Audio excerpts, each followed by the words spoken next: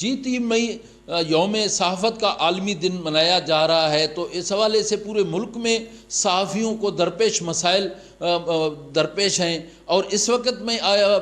District press club میں موجود ہوں اور صحافیوں کے عالمی دن کے حوالے سے اور ان کے مشکلات کے حوالے سے پوچھتے ہوں تو وہ کیا کہتے ہیں۔ جی بالکل، آج صحافتی عالمی دن ہے، تو اس حوالے سے میں یہ کہنا چاہتا ہوں اپنے ان صحافی بھائیوں کو جنہوں نے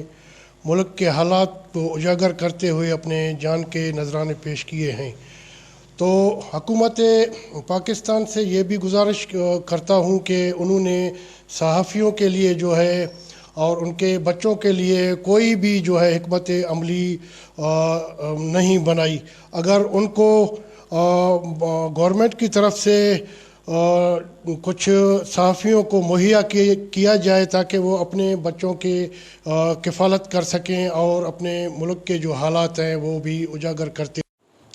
صحافت کے عالمی دن کے حوالے سے میں حکومت کو یہ پیغام دینا چاہتا ہوں کہ خدا را بلوچستان کے صحافیوں کے لیے کچھ کریں، کیونکہ بلوچستان کے ایسے حالات ہیں جہاں پر رہ کر ہم صحافی اتنے کٹھن حالات میں صحافت کر رہے ہیں، جس میں ہم کسی کے خلاف خبر چلاتے ہیں تو اس کے جانب سے تھریٹ ملتا ہے، اگر دوسری مخالف پارٹی کے جانب سے ہم خبر چلاتے ہیں اس کی حمایت میں تو اس کی جانب سے ہمیں تھریٹ ملتا ہے۔ میرے کہنے کا یہ مطلب ہے کہ بلوچستان میں صحافت بالکل انتہائی ناممکن ہے، پھر بھی ہم کٹھن حالات میں صحافت کر رہے ہیں۔ حکومت کو چاہیے کہ وہ صحافیوں کے حوالے سے کوئی اقدامات کرے تاکہ صحافیوں کو ریلیف مل سکے اور وہ پیشہ ورانہ اپنی صلاحیتوں کو اجاگر کر سکیں۔ آج صحافت کا عالمی دن ہے، تو میں پہلے تو سب سے پہلے ان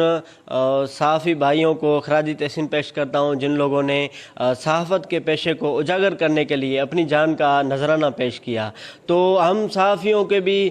فیملی ممبر ہیں، ہمارے بھی پیچھے کوئی ہے، لیکن ہمیں اس دور میں بہت سی مشکلوں سے گزرنا پڑتا ہے۔ ہمیں حکومت کی طرف سے کوئی بھی ریلیف نہیں مل رہی ہے کہ ہم اپنے بچوں کا کوئی گزر سفر کر سکیں، کیونکہ ہم تو ہر کسی کی نیوز، ہر کسی کے مسائل کو اجاگر کرتے ہیں، لیکن ہم صحافیوں کی مسائلوں کو کوئی بھی اجاگر نہیں کرا۔ تو میں ان